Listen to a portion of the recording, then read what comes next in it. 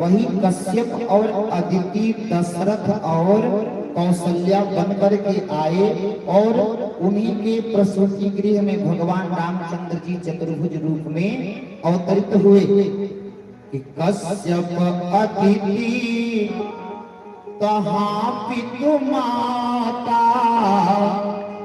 दशरथ कौशल्या विख्यात। यह तो एक कारण हो गया। दूसरा बोले कि दूसरा बताऊंगा तो अचंभित होंगी। बोले कौन सा? कि नारद श्राप दिन एक बारा, कल्प एक ही लगी अवतारा। बोले कि नारद जी श्राप दे दिए थे भगवान को, इसलिए उनके श्राप के कारण राम बन करके अवतरित होना था। बोले कि नारद जी, अरे वह तो देवर्षि हैं। नारम ज्ञानम ददाति नारदः, नारदो देव दर्शनम। जिनको नारद जी का दर्शन हो जाए, अरे वह तो जीवन पर्यंत नारायण नारायण ही गाते हैं, फिर नारायण को ही श्राप दे दिए। मैया के मन में इच्छा प्रकट हो गई कि जरा बताइए क्यों श्राप दिए, कि कारण कवन श्राप मुनि दीन्हा, का अपराध रमापति कीन्हा। कहती कि कौन सा अपराध भगवान विष्णु कर दिए कि नारद जी श्राप दे दी। शिव जी कह रहे हैं कि आप हमसे यह बात पूछी तो मैं बता रहा हूं।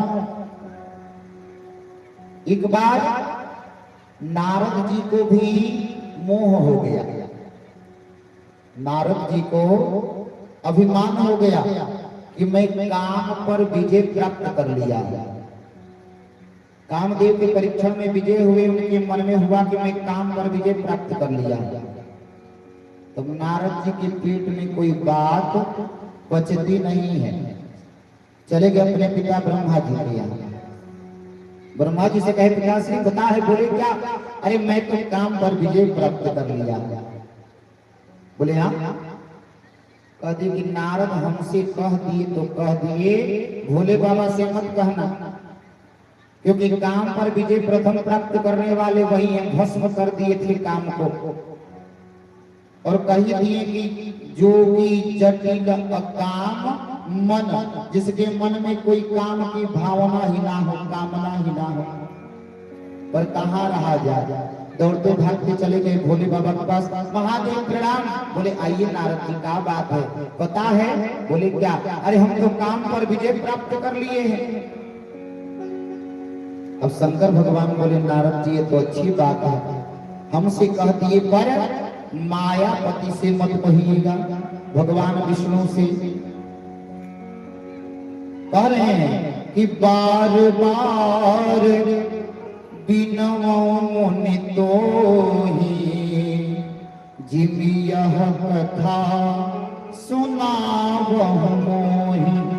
नारद जी जो यह आप हमसे काल बजा करके कह रहे हो कि काम पर विजय प्राप्त कर लिया हो, यह जा करके जानी हरि सुनावहु कबहु,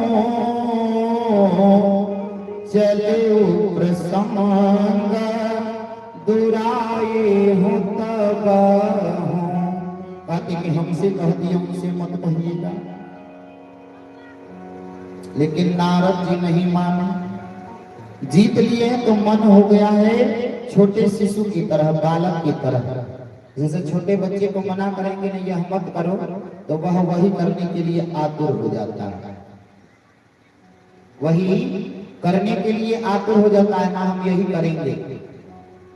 उसी तरह से नारद जी भी, अब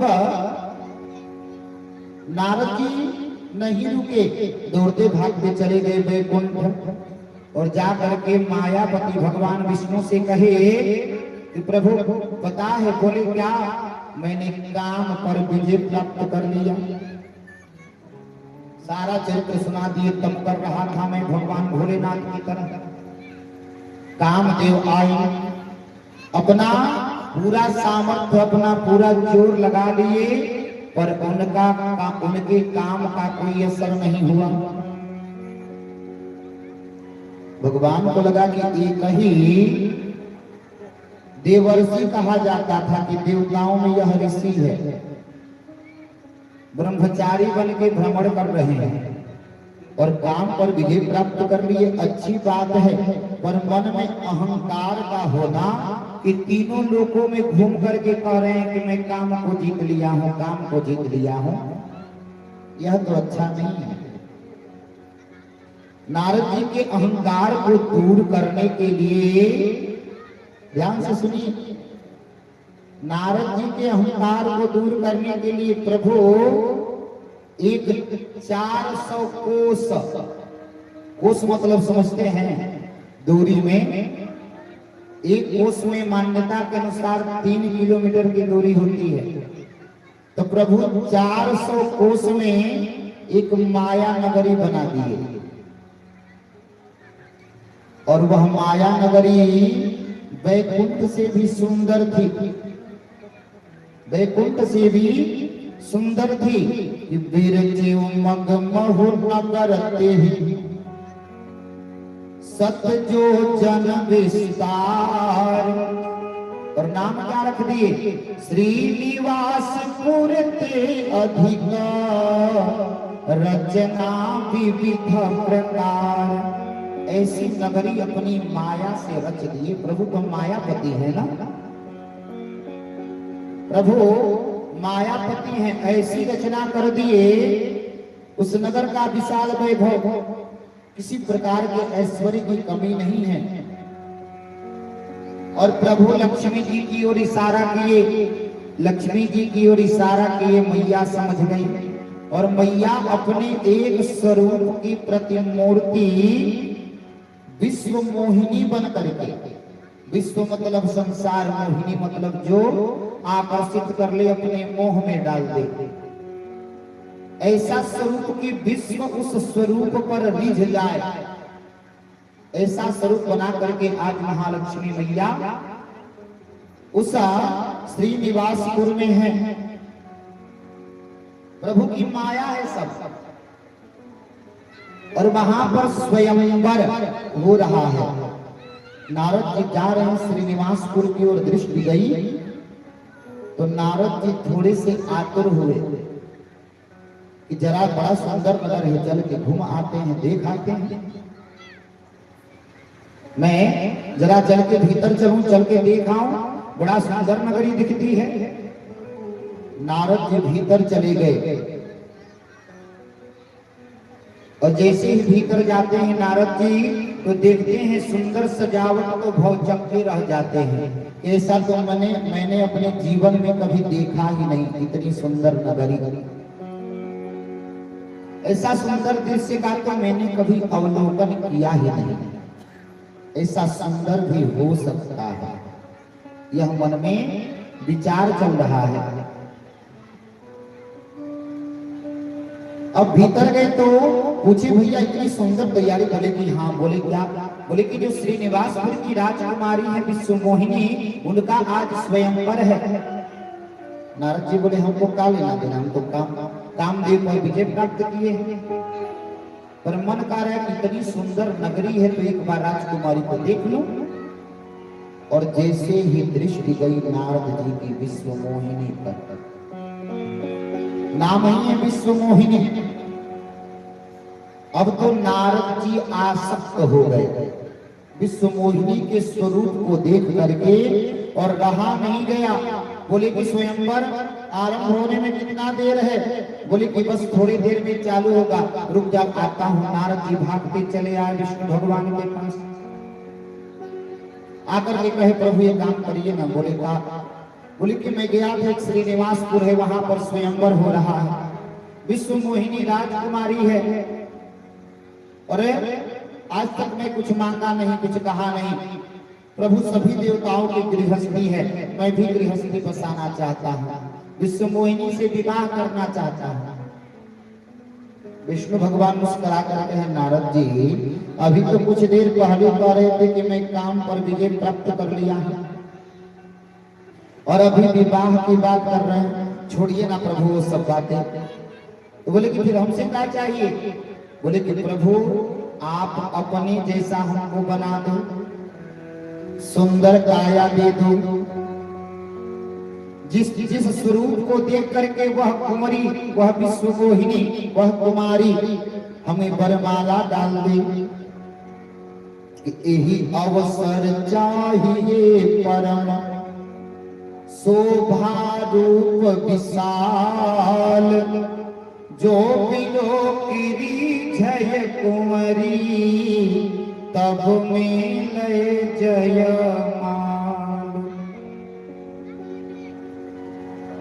अब लगाव वह करेंगे, हे हरि आप अपने जैसा स्वरूप हमको दे दो।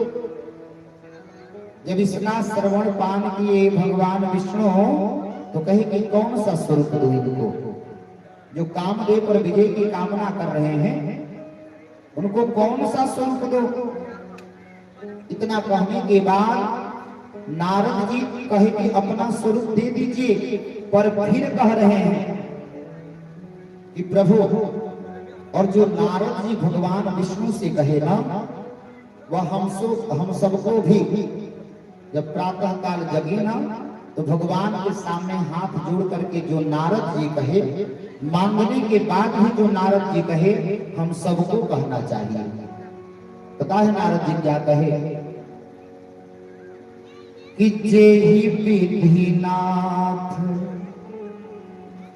होई हित मोरा, करहु सुबेगी दास मैं तोरा। गति जेहि विधिनाथ हो ही हित मोरा। हे प्रभु, जिस प्रकार से मेरा हित मतलब कल्याण हो, करम सुबेगी दास मैं तोरा।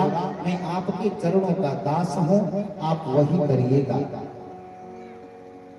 तो जब अपने कल्याण के बारे में सोची तो भगवान क्या कहे कि मोनि हित कारण कृपा निधाना, दीन्हा कुरूप न जाई बखाना। बोले कि नारद जैसे देवर्षि विवाह के मोह में पड़ जाए तो प्रभु तो अपना शरीर दे दिए, सुंदर सुकोमल शरीर दे दिए, अपने जैसा वक्षस्थल पर मुख किसका बना दिए? बंदर का। वो भी कौन सा? लाल वाला नहीं, कपीस काला वाला। अब नारद जी अपने शरीर का अवलोकन कर रहे हैं, देख रहे हैं, तो बड़ी प्रसन्न हो रहे हैं। बोले कि प्रभु बाद में आएंगे, जा रहे हैं। दौड़ते भागते चले गए श्रीनिवासपुर में। स्वयंवर की रंगभूमि सजी है, माया से प्रभु इतने राजा बुलवाए हैं, इतनी सुंदर सुंदर राजा स्वयंवर में आए हुए हैं। अब नारद जी जाकर के सबसे पहले बैठ गए। विश्वमोहिनी हाथ में जयमाल लेकर के आ रही है और नारद जी को देखी तो तुरंत मुख घुमा के आगे बढ़ गई। नारद जी को लग रहा है कि इसकी दृष्टि हमारे ऊपर नहीं पड़ी है। कूद करके उछल करके जाके फिर बीच में बैठे। अब फिर से जा रहे हैं नारद जी के पास, फिर देखिए फिर मुख घुमा करके आगे बढ़ गए। नारद जी बोले क्या बात है, एक बार और ट्राई करके देखता है, एक अवसर और मिले। फिर कूद के जाके बैठ गए। तो जो आसपास बैठे थे बोले काहे नहीं शांति से रहते हो, का उछल कूद किए हो, और उछल कूद काहे नहीं करोगे, तुम हो ही वही जो इधर से उधर उछले कूदे। क्या बोल रहे हैं? बोले कि स्वयंवर के लिए आए हो तो अपना मुख देखे हो, कैसे हो तुम? बोले क्या हुआ है हमारे मुंह में? तो बोले कि जा करके एक बार अपने मुखमंडल का अवलोकन कर लो, जाके देख लो। नारद जी को लगा कोई तो बात है।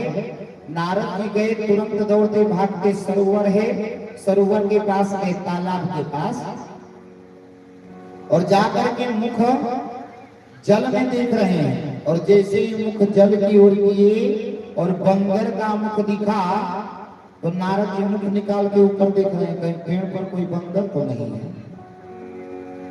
हम नहीं दिख रहे, वही दिख रहा है। थोड़ा और आगे जब शरीर बढ़ाए, वक्षस्थल माला दिखा कि यह तो हमारा ही है, पर मुख कैसा है, तो हरि का है, मतलब बंदर का। अब तो नारद जी को रहा नहीं गया, और इधर नारद जी फिर आए हुए हैं स्वयंवर में। भगवान विष्णु स्वयं आते हैं उस स्वयंवर में, और मैया आकर के माला पहना देती है। मन में क्रोध की एक थी ही लक्ष्मी मैया, और आकर के यह दूसरा विवाह कर लिए, हमको नहीं करने दिए। बड़ी प्रसन्न है प्रभु, और अत्यंत क्रोधित है नारद जी। जब विश्व मोहिनी को देखे भगवान विष्णु के साथ, तो नारद जी अत्यंत क्रोधित होकर के कहे, प्रभु मैं जानता हूं आपसे बड़ा छलिया दूसरा इस संसार में नहीं है। अरे जब समुद्र मंथन हो रहा था, और समुद्र मंथन के समय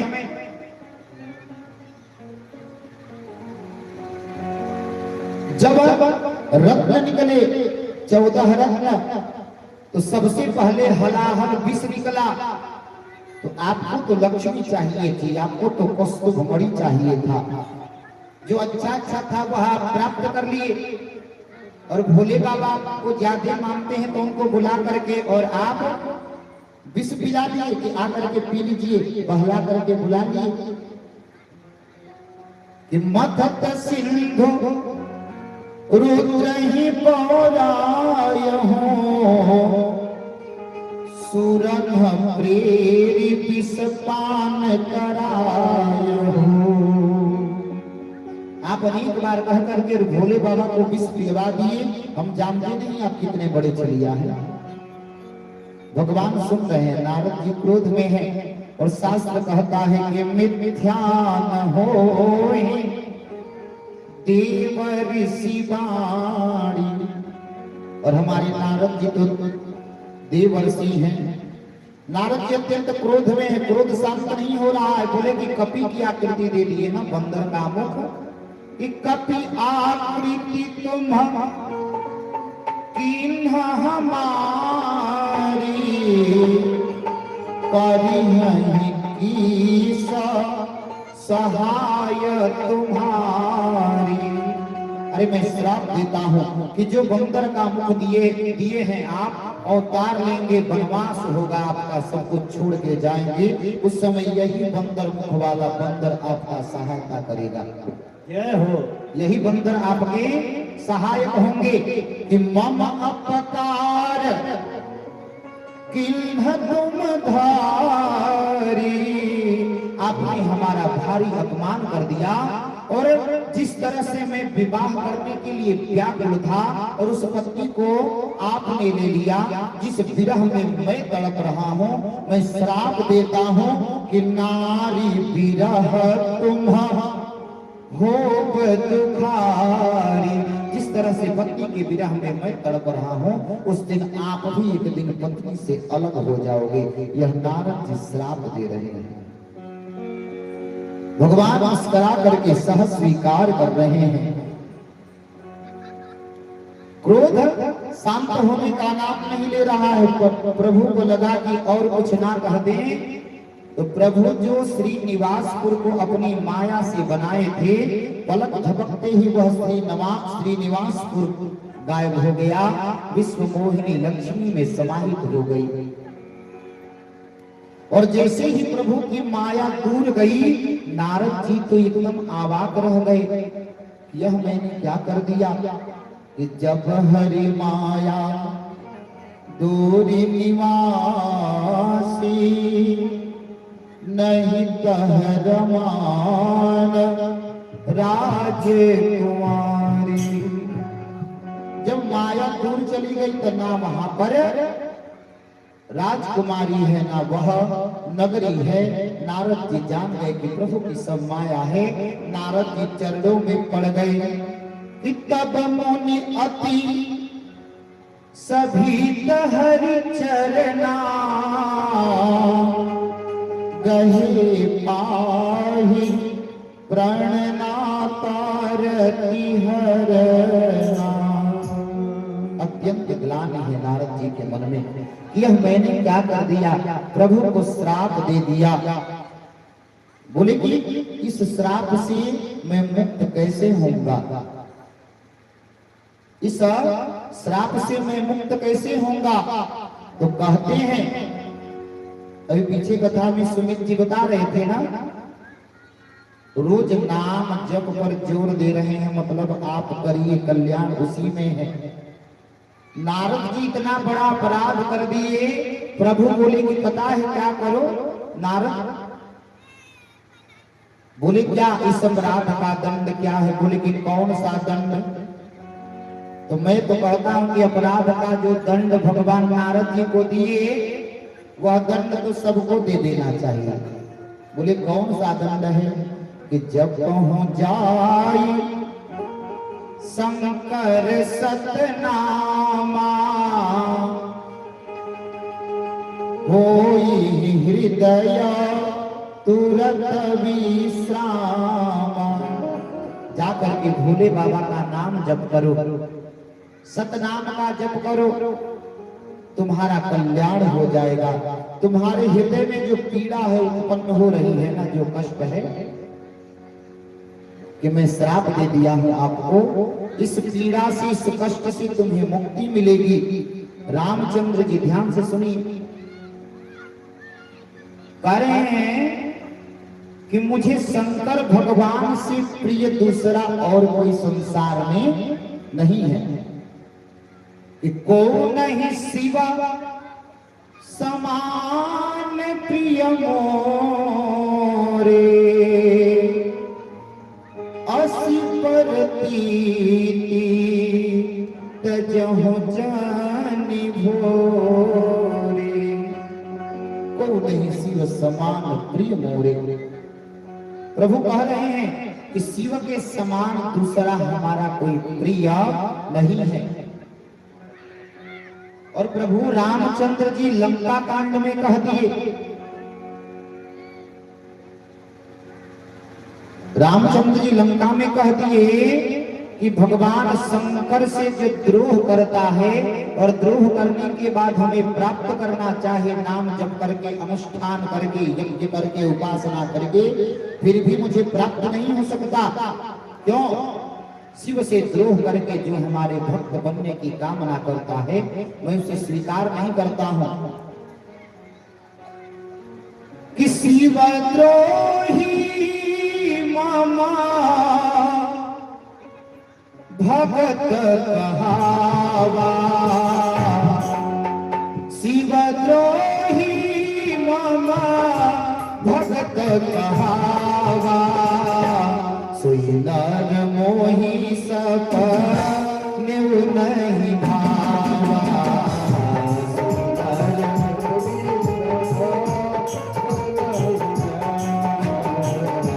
सोई नर मोही सपने नहीं भावा।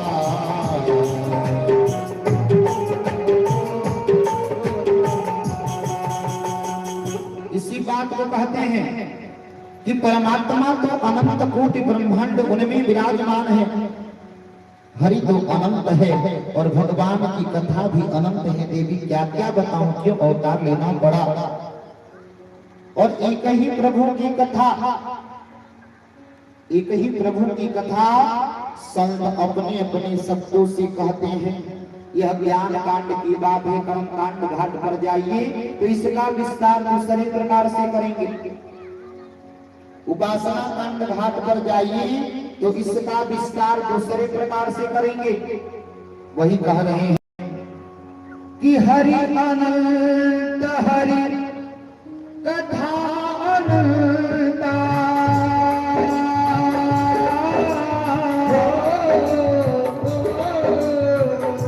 कहीं सुनहि बहुत ही सब